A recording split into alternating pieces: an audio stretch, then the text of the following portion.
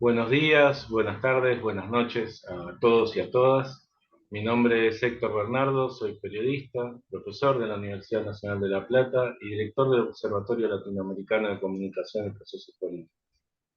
Hoy, una vez más, tenemos el placer de charlar con un destacado intelectual mexicano, pero yo diría mexicano-argentino porque ha residido mucho tiempo en nuestro país y conoce profundamente, no solo lo que pasa en Argentina, sino lo que pasa en toda América Latina. Así que podríamos decir un intelectual latinoamericano, que es Fernando Buenavart, doctor en filosofía y un destacado semiólogo también. Así que le agradecemos muchísimo que hoy nos acompañes. Fernando, muchas gracias por estar aquí con nosotros. Héctor, el agradecido soy yo y desde luego siempre agradeciendo tu confianza, tu hospitalidad y la oportunidad de saludar a toda la gente que te sigue, ¿no? Compañeras y compañeros que están atentos a tus propuestas. Así que el agradecido soy yo y desde ya un abrazo.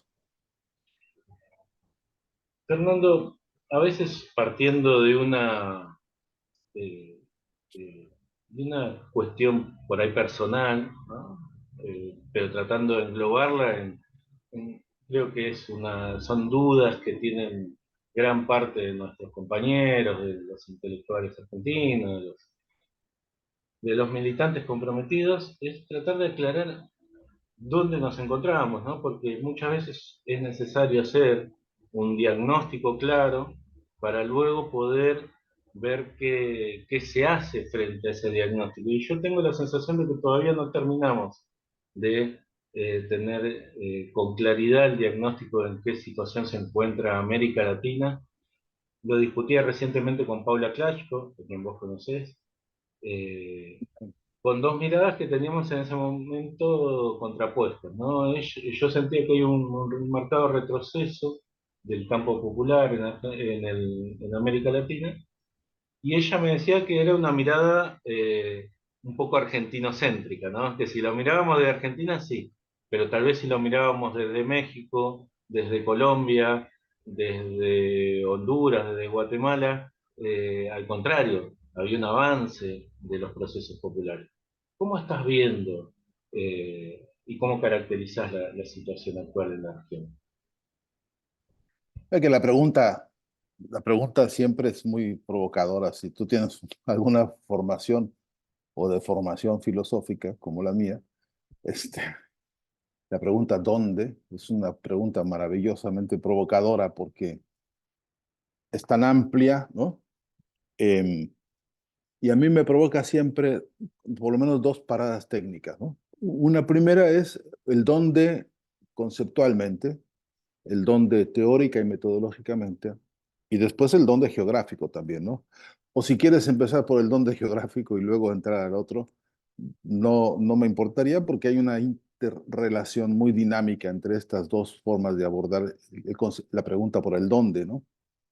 Y creo que una buena aproximación a este tema tiene que ver en dónde nos encontramos en términos de posición de clase, ¿no? ¿En dónde estamos parados precisamente en estos tiempos y en estos territorios respecto a la idea orientadora que hemos tenido muchos de que hay una clase social que un día logrará organizarse y transformar al mundo, ¿no? Que hay una clase que no tiene otra cosa más que su trabajo para alimentar a su prole y que de las peores condiciones sacará la fuerza para organizarse y ofrecernos un cambio del mundo, ¿no? Eh, Esto que estoy tratando de ahora explicar muy sintéticamente, algunos lo han esquematizado en exceso, otros lo han hecho muy romántico, pero es verdad que los pueblos, el día que se deciden a organizarse, transforman todo en mayor o menor escala, con tiempos y ritmos muy diversos. Pero una pregunta fuerte siempre es, ¿y dónde estamos parados nosotros respecto de eso, ¿no? Si estamos parados hombro con hombro, si también nos creemos parte de esa fuerza de trabajo que se vende para alimentar a la prole, ¿no? Proletariado le llamaba Marx, ¿no? A eso, si estamos ahí hombro con hombro con ese proletariado o si estamos en una zona intermedia, medio nebulosa, medio abstracta, medio del campo de quién sabe qué subjetividades tan diversas, o a veces incluso estando parado objetivamente en la realidad de ser un proletario más, tiene muchos compañeros la cabeza puesta en esta cosa llamada o clase media o de plano sentirse más solidarios con la clase hegemónico dominante del capitalismo, ¿no? No es cualquier pregunta el dónde estamos parados. Hoy, Héctor, hoy es urgentísimo que casi todo pronunciamiento comience por esta construcción de identidad, ¿no? Que es dónde estamos parados. Y luego está, por supuesto que como nadie es una ínsula ajena o, o que transcurra intacta frente a la realidad social e histórica, pues también es cierto que ahí donde hay países que están viviendo procesos de crecimiento, de ensanchamiento de sus derechos, de sus búsquedas, incluso de sus furias históricas, ¿no? Incluso de sus hartazgos y que van encontrándole la vuelta a cierta capacidad organizativa, con un programa emancipador, con un programa de transformaciones, etcétera. Eso alienta y alimenta, ¿no? Pero no quiere decir que en otros lugares en los que hay reflujos, ¿no?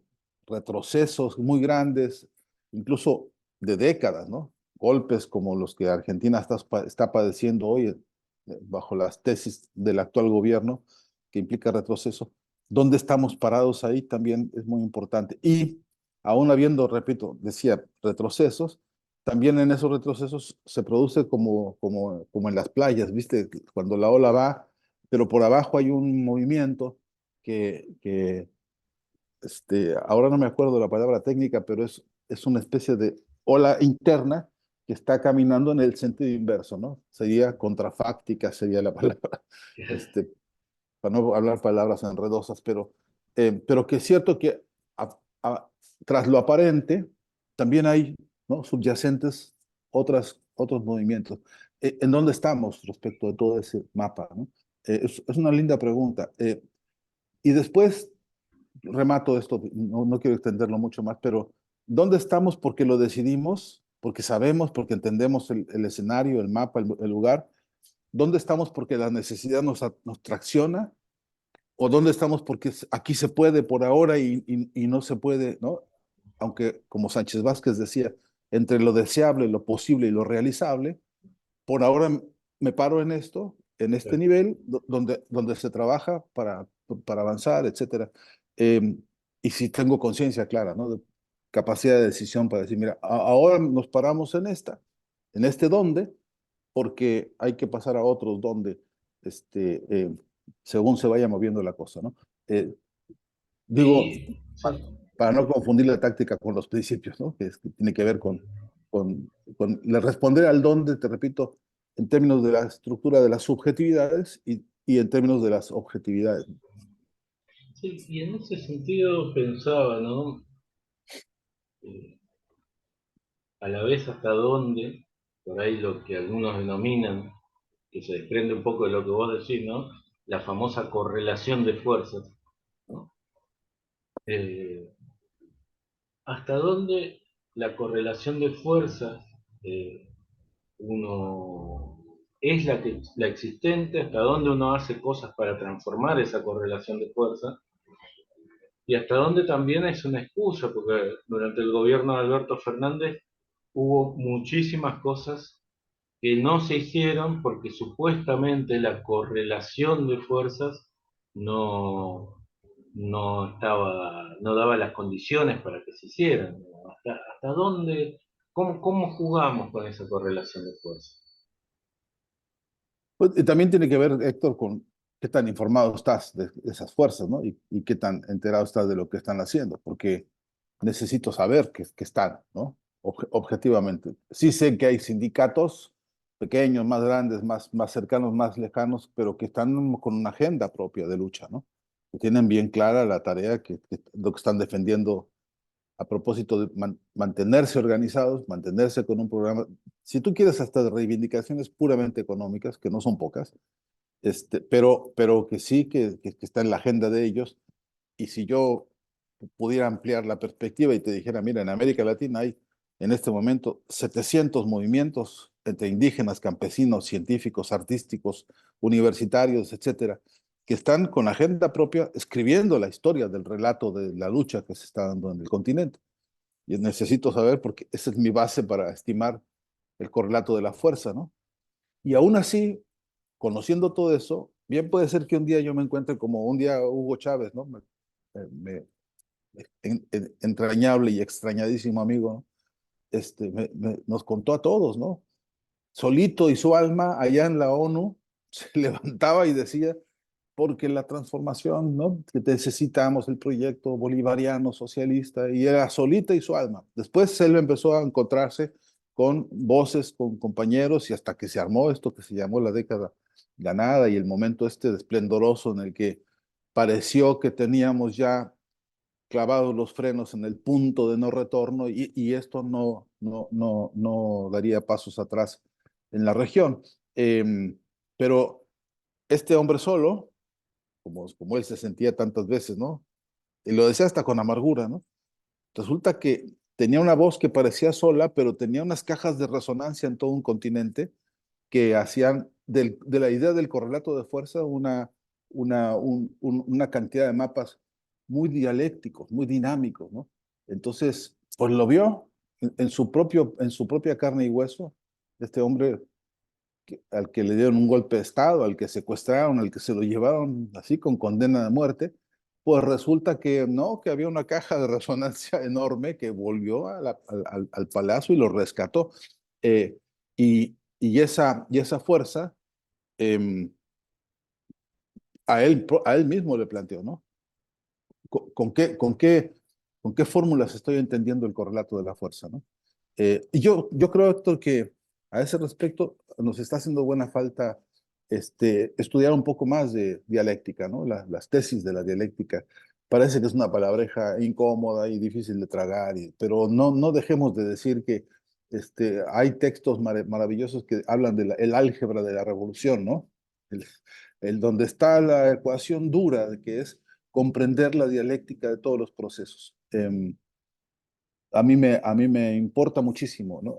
Acabamos de hacer un pequeño curso sobre eso, releyendo, revisando los debates sobre dialéctica.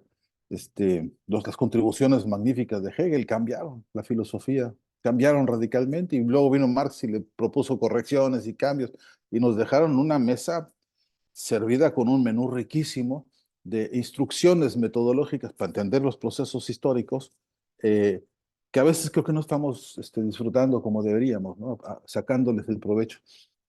Y esta pregunta tuya, eh, el correlato de las fuerzas, es que hay una respuesta dialéctica a eso, ¿no?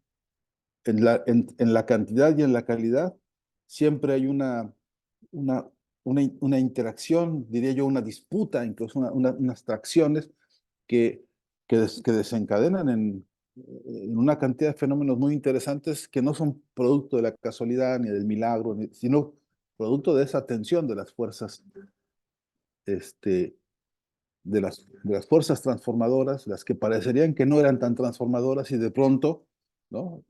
Resulta que se vuelven reactivos o, como se dice en la química, ¿no?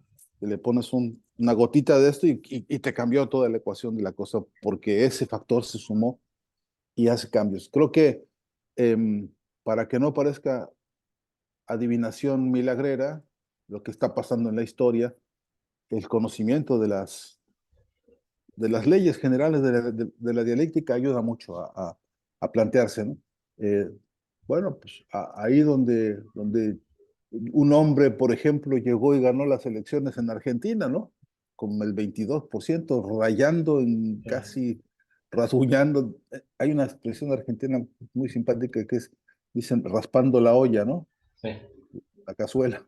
Pues así sí, más o menos me lo imagino electoralmente para ganar. Y resulta que con esa, digamos, debilidad electoral, o, ¿no?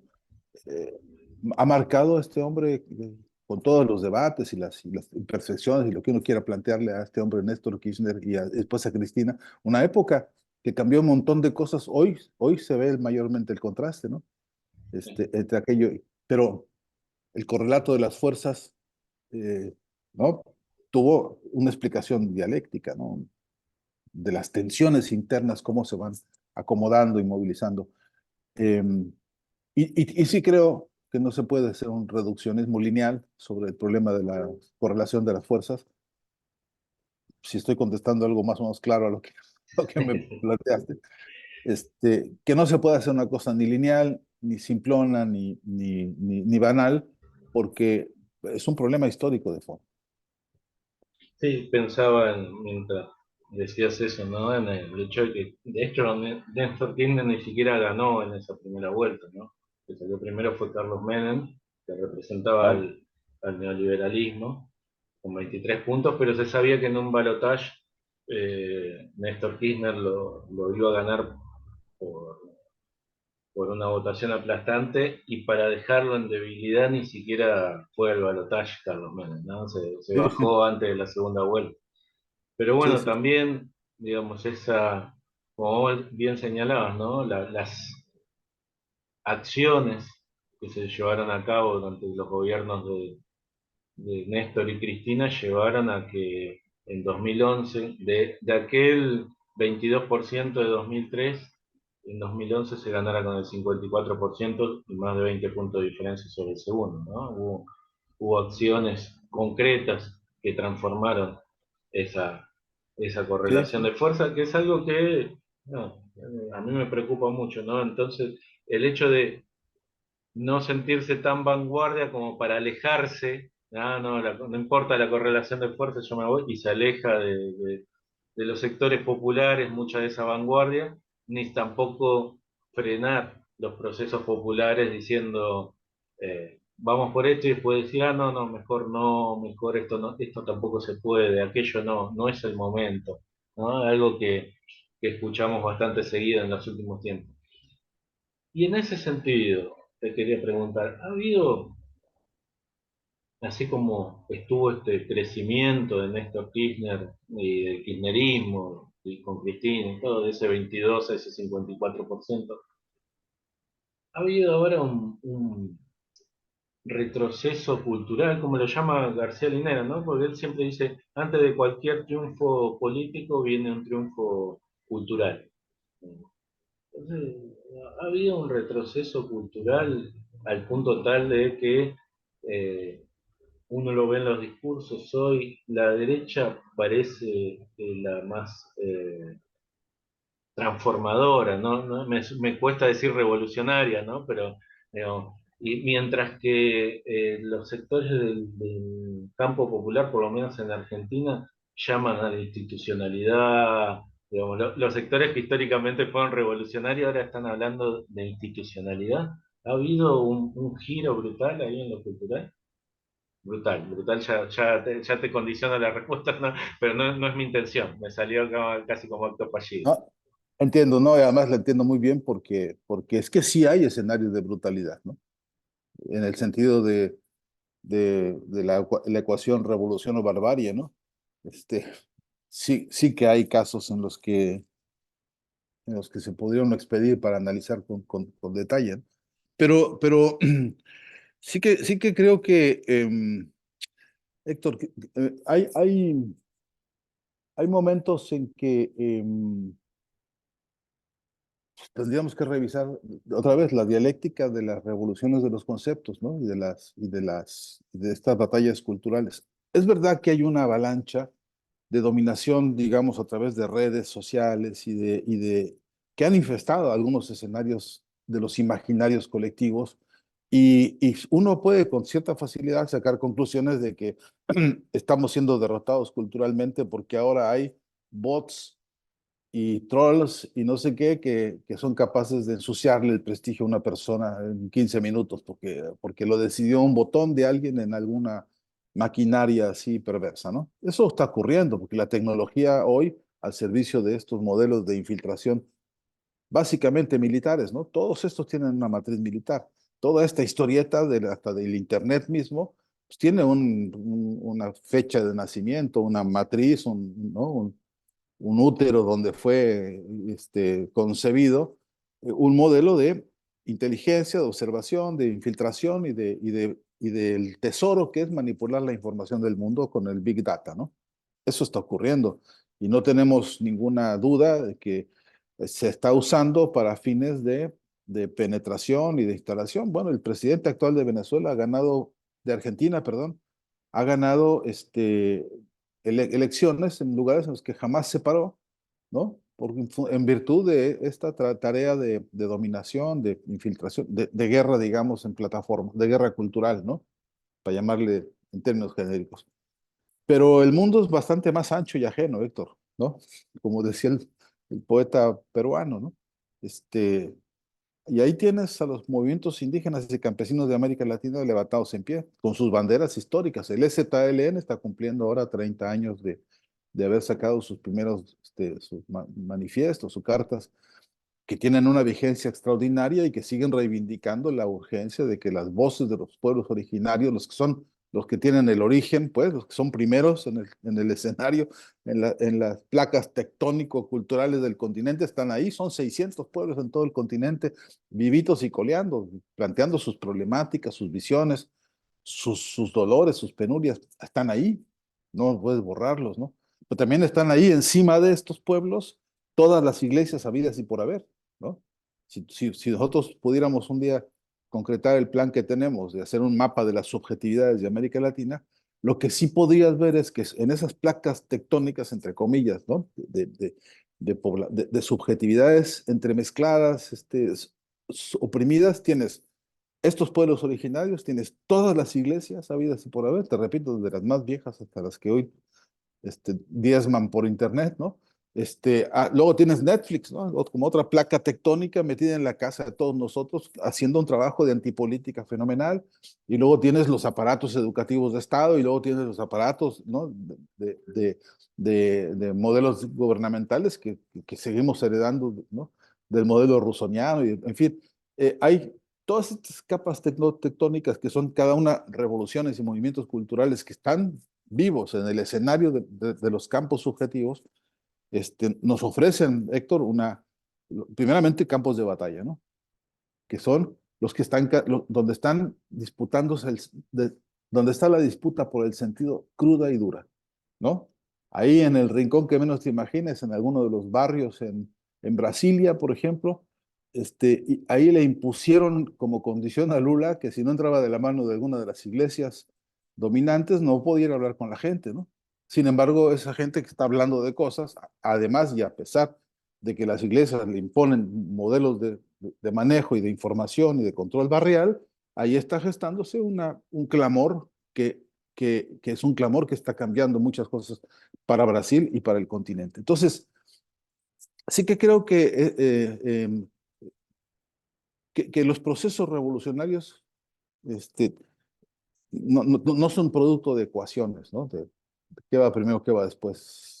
Si son las condiciones objetivas las que te llevan o si es una revolución de conceptos, eh, es que creo que es una dialéctica en la que va fuertemente imbricado. Mira, hace unos días, te pongo un ejemplo rapidísimo, con una compañera charlábamos y me decían de una tesis de Aristóteles, ¿no? Que Aristóteles dijo que en la concepción de la idea ya hay una proyección para el control de la materia, ¿no? Que el escultor que se imagina, por ejemplo, un cuerpo masculino, femenino, ya en su idea está el antecedente de cómo la materia se va a transformar por la idea, ¿no? Y compañera filósofa me decía, eso demuestra que Aristóteles no tenía ni maldita idea de lo que era trabajar. ¿Por qué?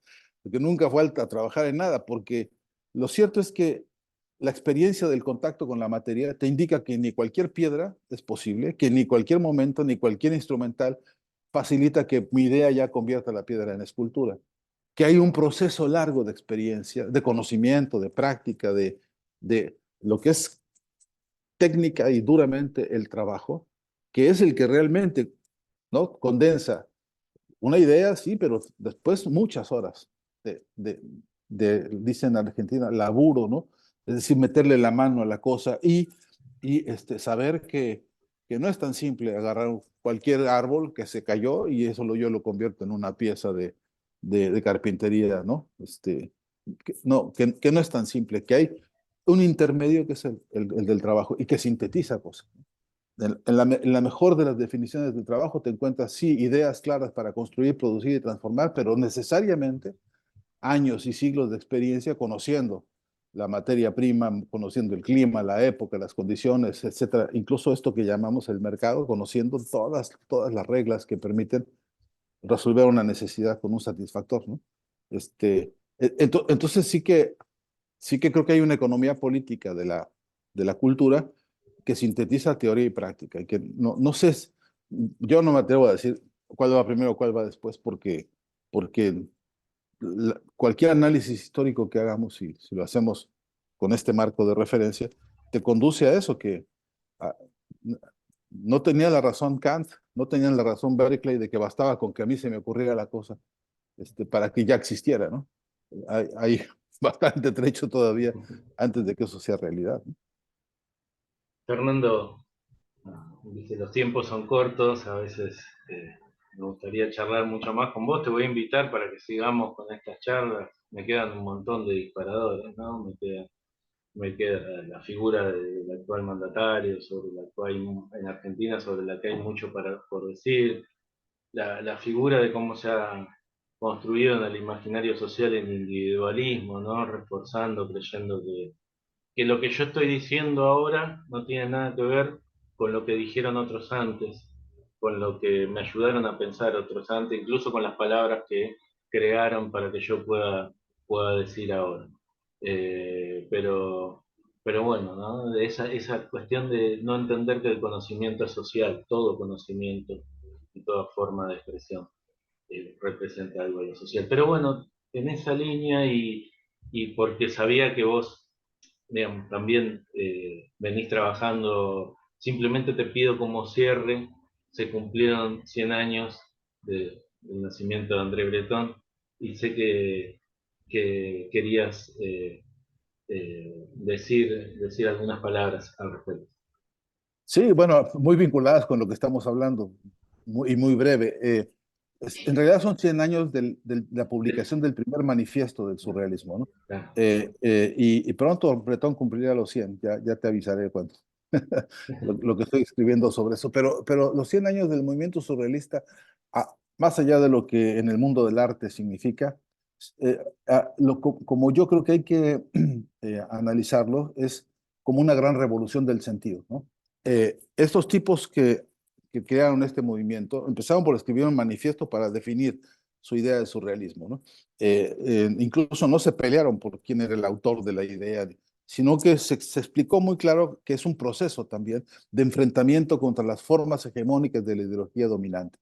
El motor del proyecto surrealista, que cambia las tesis del sentido, decía, entre otras cosas, decía, no vamos a tragarnos este pastel de carne humana como si fuera el símbolo del progreso. Estaban viviendo Primera y Segunda Guerra Mundial, ¿no?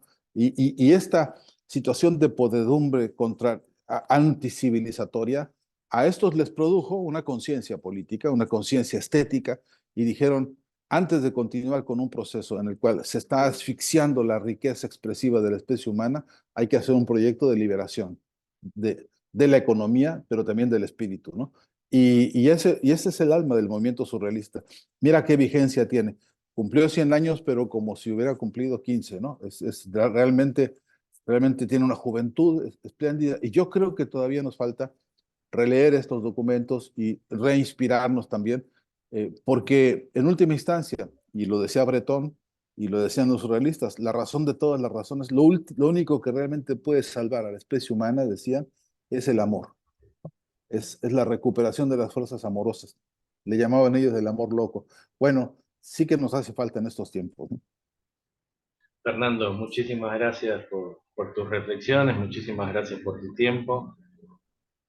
Inevitablemente te voy a convocar más de una vez y pronto porque necesito que sigamos charlando de estas cosas y también de temas que tienen que ver con la coyuntura política que vos manejás y conocés mucho. Se viene un proceso electoral muy importante en México, en Venezuela, procesos además transformadores o de lucha en toda la región, y quiero que discutamos, que charlemos un poquito de eso y sobre el rol de los medios de comunicación en toda esta etapa.